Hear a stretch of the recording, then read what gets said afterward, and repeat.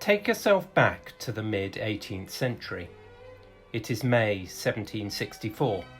James Watt's steam engine has yet to be built, and Iron Bridge is still some 15 years in the future.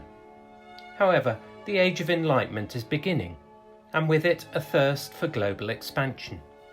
The 7 Years' War ended 2 years ago, and Britain's consolidated position in North America leads to a rekindled interest in the Northwest Passage.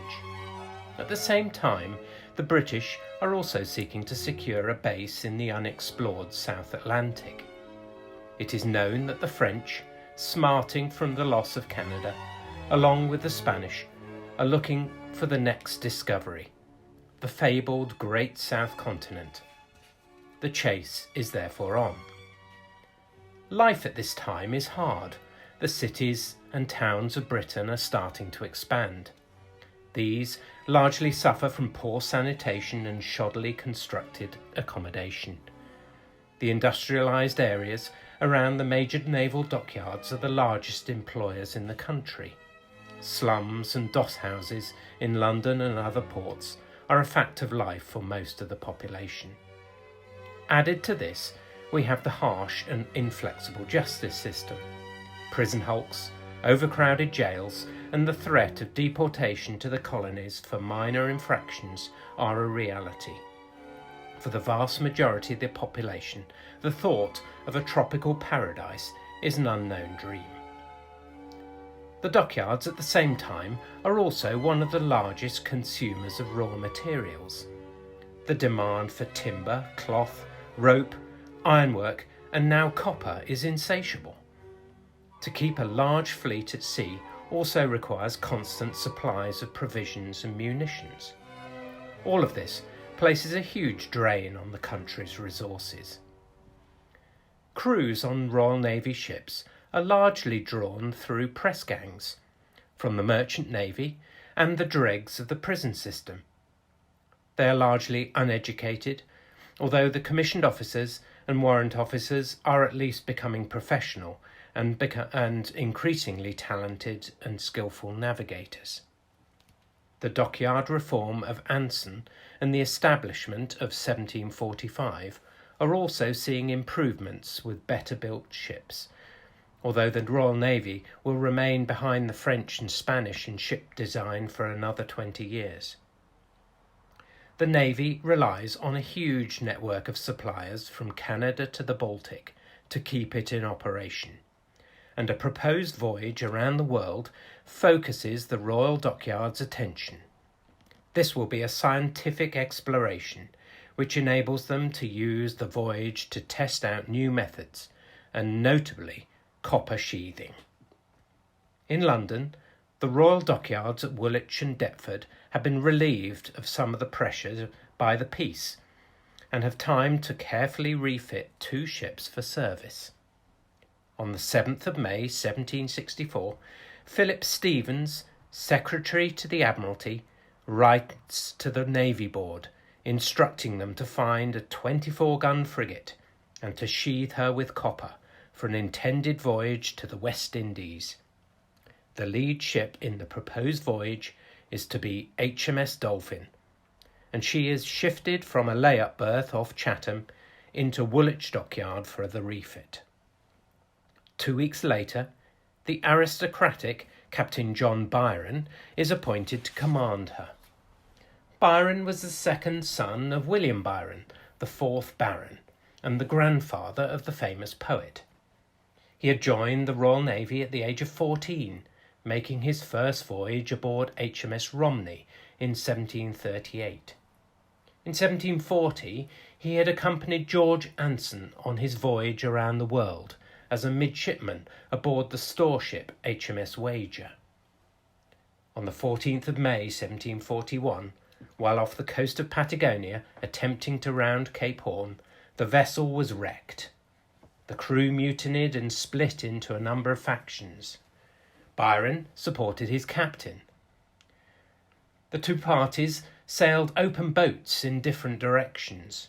One, under the command of the gunner, John Bulkeley, made its way by boat to Rio de Janeiro on the Atlantic coast, while John Byron and the captain sailed north along the Spanish colonial coast to Chiloe Island. There they made it only to be taken prisoner by the Spanish for the duration of the war. The Spaniards treated them well, but Byron was to remain in Santiago on parole until late 1744. Byron's account of his adventures are recounted in his narrative that he published in 1768. In 1760, during the 7 Years' War, Byron commanded a squadron and defeated a French flotilla off Canada in the Battle of Restigouche. His appointment to the Dolphin may therefore have seemed like a retrograde step in his career, given her small size. Byron's initial instructions on this voyage were to seek out a permanent naval settlement off the South American coast, with the mythical Pepys Island being suggested. The aim of the base was to allow the resupply of naval vessels seeking to enter the Pacific via Cape Horn. His supplemental instructions were then to cross into the Pacific and seek out the Northwest Passage. Byron was to be joined by a couple of important names in Pacific exploration. In particular, we see Master's Mate John Gore, Erasmus Gower, and Robert Molyneux, and along with Lieutenant Philip Carteret. Let's take a look at our two ships for the expedition. HMS Dolphin was a 24-gun, 6th-rate frigate, originally ordered in September 1747 and launched at Woolwich Dockyard in 1751. You can see here the plans for her. Unlike the later Napoleonic War frigates, we can see she has large ports cut on her lower mess deck. She is a far less sleek ship than the ships that were to come, but nevertheless she was a fast sailor. Dolphin had first been commissioned in 1752. She was of 511 tons burden, had a length of gun deck of 113 feet, with a 32-foot beam. Her armament was 2 9-pounders on the lower deck, and on the main deck 20 9-pounders. She had an additional 2 3-pounders on the quarter deck. On the deck plans at the stern, you can see the captain's great cabin, night cabin and dining cabin on the main deck. The well deck in the centre is enclosed by bulkheads on both sides, but is otherwise open to the elements, while the enclosed forecastle was where the galley was located and the animals were housed. At the stern of the lower deck is the wardroom and the officers' cabins, with all the crew quarters forward. The lower platforms are the various storerooms for the boatswain, purser, carpenters and gunner. Dolphin was to be accompanied by another copper-bottomed support ship, the smaller sloop of war HMS Tamar. She was a 16-gun favourite-class sloop of war launched at John Snooks' yard in Saltash in 1758. She was of 313 tons, with a length of 96 feet on the gun deck. Her beam was 27 foot 4 inches, and she was armed with 16 6-pounder guns. Tamar sailed under the command of Patrick Muat, with Lieutenant Philip Carteret, a protégé of Byron, appointed to support him. The Byron Journal commences with the departure of the frigate and the accompanying sloop from the Downs on the 21st of June 1764. It records the voyage to Madeira, to San Diego, Rio de Janeiro, which was reached in September 1764, and the east coast of Patagonia. During the voyage, Byron was tasked with looking for the mythical Pepys Island. However, when he could not find it, he headed for the Falkland Islands, discovered by Cowley in 1686. He landed on the island in January 1765, without realising that Louis Bougainville had already established a small French colony on the island a few months earlier. This was located only a few miles away. Despite this, and after making minimal attempts to explore the island, he claimed it for the king and sailed off. After transiting the Straits of Magellan, they refitted at Juan Fernandez Island before effectively abandoning their instructions to head up the American coast, and instead simply crossed the Pacific. They visited the islands of the Tuamotus and the Gilbert Islands, putting them on the European maps for the first time. The island of Nikunu was to go by the name Byron Island for over 100 years. Byron had hoped to fall in with the Solomon Islands, where legend told of Spanish treasure during his transit, but he did not find them. The ships reprovisioned again at Tinian in the northern Marianas Islands before heading to Batavia and returning home via the Cape of Good Hope. She arrived off the Scilly Isles on the 7th of May 1766. No major discoveries had been made, and Foul-Weather Jack, as Byron was known, was questioned for not following his orders in proceeding up the American coast. Nevertheless, it was renowned as the fastest circumnavigation of the globe, and proved to the Admiralty the value of copper sheathing, despite electrolysis issues being faced by the Tamar. The Tamar had had to part company with the Dolphin back in March 1766 on account of damage to its rudder. She sailed to Antigua before returning to England in June 1766, but not before transferring Philip Carteret to the Dolphin to serve as Byron's first lieutenant. With only 7 deaths amongst Dolphin's crew during the first circumnavigation, we can see the gains in knowledge of diet following the poor record of Anson's voyage, which had suffered such huge casualties. The failures of the voyage and the suggestions that land was believed to be just below the southern track of the ship necessitated another attempt, this time to focus on covering areas not yet traversed across the Pacific. Dolphin was hastily refitted, and this time we have a new commander, Captain Samuel Wallis.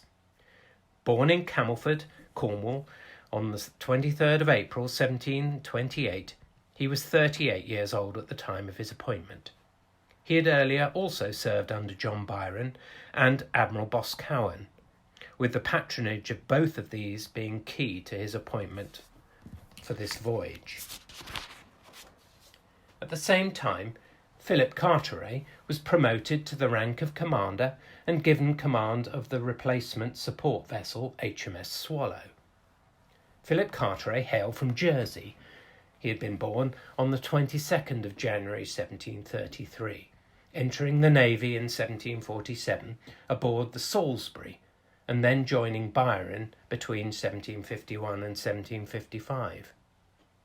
In 1757, he was appointed as a lieutenant on HMS Guernsey, of 50 guns in the Mediterranean. This second circumnavigation was to go down in history, with master's mate John Gore, Robert Molyneux, and Richard Pickersgill rejoining the Dolphin, along with Erasmus Gower, who was promoted to lieutenant to support Carteret on the Swallow. We should also note another famous name joining the ship, Tobias Furneaux.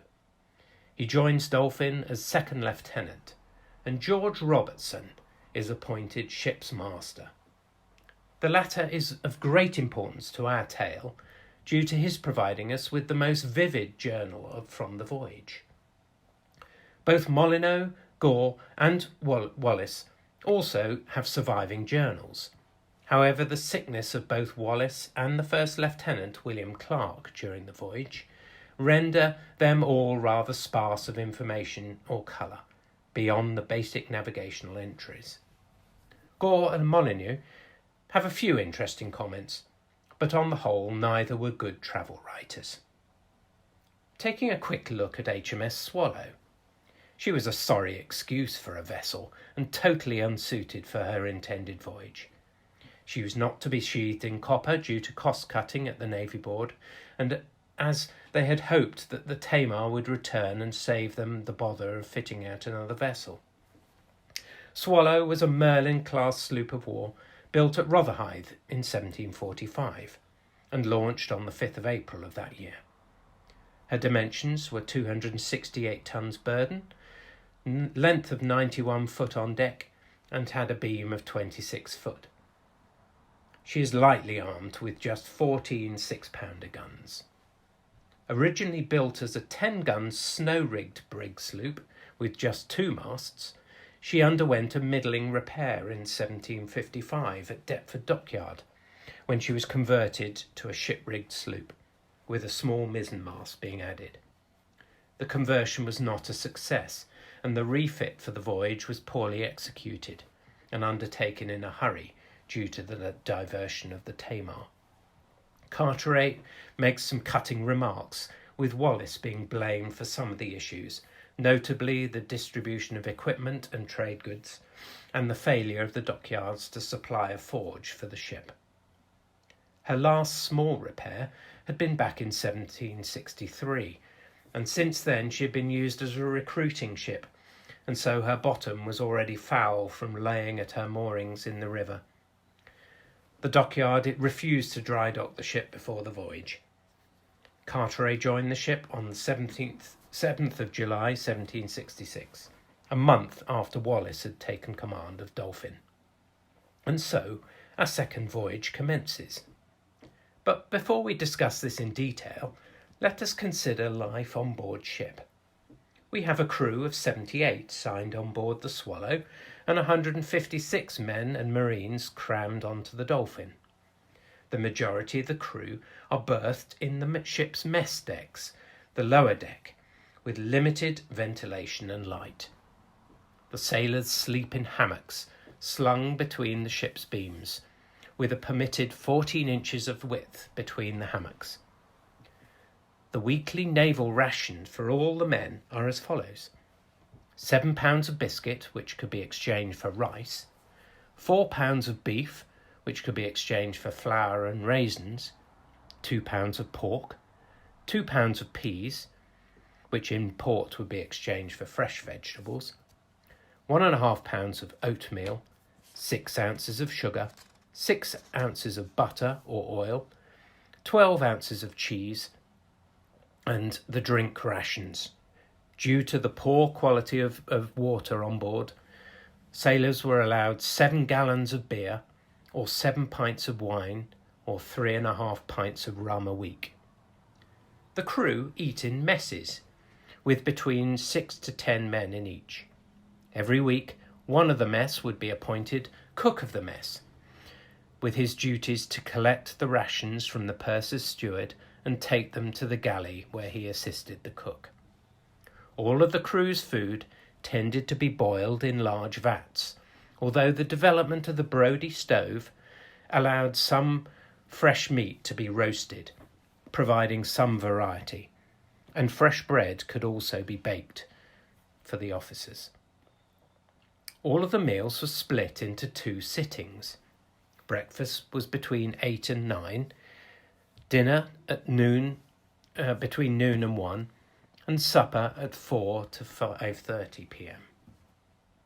What is interesting is that we see in the journals of the voyage of the first use of pickled cabbage or sauerkraut as a treatment for scurvy. Cook and Bligh were of course to continue the use of this early anti-scorbutic before lime and lemon juice became the more common preventative later in the century. Crews of Dolphin and Wallis's voyage operated in 3 watches. So you would stand the 12 to 4 watch, or the 4 to 8, or the 8 to 12 watch twice a day. This was a new system and not widely employed in the Navy due to the lack of space on board and the large crews needed to man the guns. The usual 2-watch system, with a dog watch to rotate the night watches, would only have half the watch crew, plus the idlers, asleep at any one time, allowing more than the regulation 14 inches of space between the hammocks. With 3 watches, 2 watches were off watch at any one time, and therefore in their hammocks, and hence the mess decks would therefore be more crowded. Hammocks would be piped down at 8:45 every evening, and you had to be down and out of your hammock by 7:15 in the morning, when the hammocks would be sent on deck and stowed in the hammock nettings along the ship's rails. This meant that your bed may be frequently wet. The officers fared slightly better, with small cabins located in the wardroom at the stern of the lower deck, giving a small amount of privacy. They also had the ability to take on private provisions to supplement the poor standard rations. The captain had even more space, with the grand vista of the stern windows and his own night and dining cabins. However, with a long voyage, salted provisions, illness, and particularly scurvy was bound to play a major role.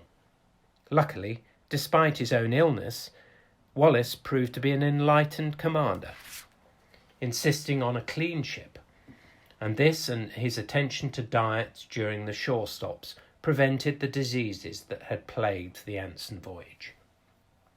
The voyage set out from the Nore anchorage on the 9th of August, 1766, with both ships in company.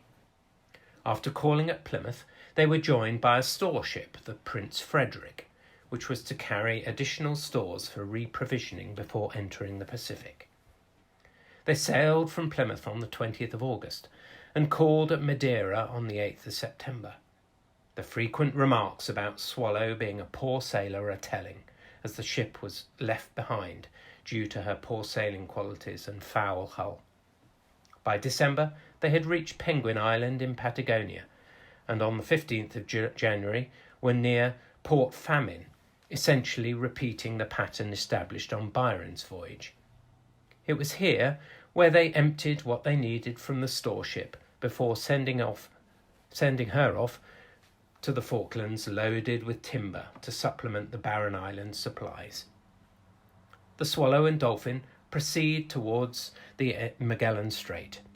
The weather was cold and frequently stormy, and the ship struggled with dragging anchors and headwinds in the narrow channel. It was at this point that the frustration of the poor sailing of the Swallow must have been becoming very annoying for the Dolphin and her crew. Despite the ever-increasing chances that the ships would become separated, Wallis failed to plan a rendezvous point should the ships lose sight of each other. It was not until the 11th of April that the two ships finally reached the mouth of the Magellan Straits on the Pacific side. It was then that the two ships were separated during a squall off Cape Pilar. From this day on, the two ships were on their own. It had taken 3 months to transit the straits, over a month longer than Byron. The Dolphin proceeded north-west across the Pacific, while Swallow headed for refreshment and refitting in the known safe anchorage at Juan Fernandez. As a result, Dolphin was well ahead of her slow consort. Dolphin passed through the Tuamotu archipelago in early June 1767, on a track just to the south of Byron's voyage, and at 7:30 on the 17th of June spotted land to the south. The island, a tall volcanic cone, was named Osnabrück Island, and is now called Mare Tir. The Dolphin had entered the Society Islands, but the hazy weather delayed their approach, and they lost sight again of a larger island that had been seen to the southwest. Dolphin steered west-southwest, and again on the 19th of June found high land to the south. It was Tahiti. The ship briefly anchored off the peninsula of Tahiti, but quickly left to find a better anchorage. Wallis entered Matavai Bay on the 23rd of June, briefly running the ship aground on what was to become known as Dolphin's Bank, a reef that Fletcher Christian was later to strand the Bounty upon when departing Tahiti after the mutiny. Wallis officially took possession of the island and named it King George III Island. Large numbers of the ship's crew and its captain and first lieutenant were by this time seriously ill. They needed refreshment, and hence the ship was to remain at anchor. Initially, the natives proved hostile, A large fleet of canoes approach Dolphin while trying to distract the crew with naked girls. They launch an attack on the ship with a hail of stones. In return, Wallis fired the ship's guns, loaded with grape and round shot. Dolphin's gunnery cut a canoe in two, killing most of its occupants. Wallis then sent carpenters ashore to cut up a further 80 canoes left on the beach by the fleeing natives. Despite the violent beginnings, friendly relations were then established between the British sailors and the locals. The relationships become particularly friendly when sailors discovered that the women were eager to exchange sex for iron. This trade became so extensive that the loss of nails started to threaten Dolphin's physical integrity, with cleats and hammock nails being pulled from the ship's timbers to pay for sex. The ship stayed for 6 weeks, recuperating and reprovisioning. The idyllic nature of the island was to stay with them forever. Probably the most striking point to note about the discovery is the island's population at this time. Cook estimated the island to hold some 200,000 islanders in 1769. Within 30 years, this was to fall to only 20,000, largely due to a mixture of European diseases, principally the measles. After sailing on the 28th of July, the rest of the voyage was relatively uneventful. Due to Wallis's ill health, he failed to head south, and the ship proceeded west towards home, naming Wallis Island on the 16th of August 1767, before continuing on to Batavia. However, further south, the Little Swallow was to make another important discovery. Pitcairn Island was discovered on the 2nd of July 1767 and named after Robert Pitcairn, the son of Major Pitcairn of the Marines. This discovery was followed by a raft of others in August, with Egmont Island and Lord Howe Island in the Queen Charlotte Islands, which are now known as the Santa Cruz Group. Carteret also discovered a new archipelago inside St George's Channel between New Ireland and New Britain Islands, now known as the Carteret Islands, off Papua New Guinea. He had named them the Duke of York Islands. Also during Carteret's travels, he visited the Solomon Islands that had first been sighted by Alvaro de Mendana in 1568. After failing to replenish the ship in Mindanao, Carteret was then to have a troublesome time with the Dutch in the East Indies, while trying to resupply and repair his weakened ship. With a depleted crew and weakened by severe illness, Carteret finally arrived back in England at Spithead on the 20th of March 1769, having been ably assisted during the voyage by Erasmus Gower, who was, for much of the voyage, the only fit person on board Swallow who could navigate. Carteret's health was ruined by his voyage of exploration, and he received little reward from the Admiralty. He did not have any patrons who would allow which were necessary for naval promotion at the time, and this and his complaints before the voyage about the Swallow's ill-suitedness for the voyage ensured that his request for a new ship fell on deaf ears. In 1773, his journals of the voyage were published as part of John Hawkesworth's accounts. However, he was unhappy with this account, and his original journals of the voyage became a treasured family heirloom. Carteret's next command was not to come for 10 years. He was given command of HMS Endymion, a crack 44-gun frigate, and he served in the West Indies during the American War of Independence under Rodney. All his petitions for a new ship were unsuccessful after this, and he suffered a stroke in 1792, retiring to Southampton with the rank of Rear Admiral. He was to die 2 years later. Wallis and the Dolphin had arrived back in England on the 20th of May 1768, just in time to provide important news of Tahiti's discovery for use by the Admiralty. After the voyage, John Gore was promoted to lieutenant and Robert Molyneux received his master's warrant. Together they joined Richard Pickersgill, who stayed on as master's mate, and able seamen Thomas Jones, Francis Wilkinson and Samuel Evans, who was the coxswain, on board the Endeavour for Cook's first voyage. Plans for this voyage were already well underway by the time Dolphin arrived back home. However, the amazing tale of Tahiti were to change the voyage, with the island being chosen as the siting for the transit of Venus. Tobias Furneaux, Dolphin's second lieutenant, along with 9 able seamen from the Dolphin, were to later serve in HMS Adventure on Cook's second voyage, and able seaman William Ewan was to become boatswain of the Resolution. The high numbers rejoining for another circumnavigation has to be seen as being as a result of the allure of Tahiti. Even today it is a magical place. Wallis himself was to go on to command HMS Torbay in 1770, before being appointed a commissioner at the Admiralty in 1785, a post he retained until his death in 1795. Shortly after the Dolphin set out on her second voyage, the French were to follow, with Louis-Antoine Comte de Bougainville receiving permission from Louis XV to circumnavigate the globe. He would become the first Frenchman to do so. Following France's defeats of the 7 Years' War, it was hoped that the voyage would recover some prestige. The voyage was to be the first expedition to circumnavigate the globe with professional naturalists and geographers on board.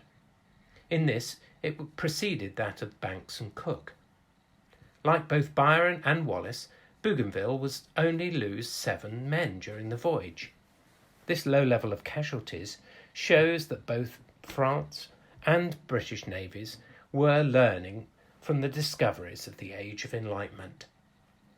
Bougainville left Nantes on the 15th of November 1766 with 2 ships, the Boudeuse under the command of Nicolas Pierre Ducos Guyot, and the Étoile, commanded by François Chénard de la Gourdaise.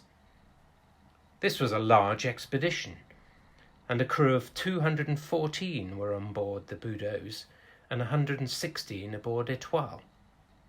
Boudeuse was a 26-gun, 12-pounder frigate, so significantly larger than Dolphin.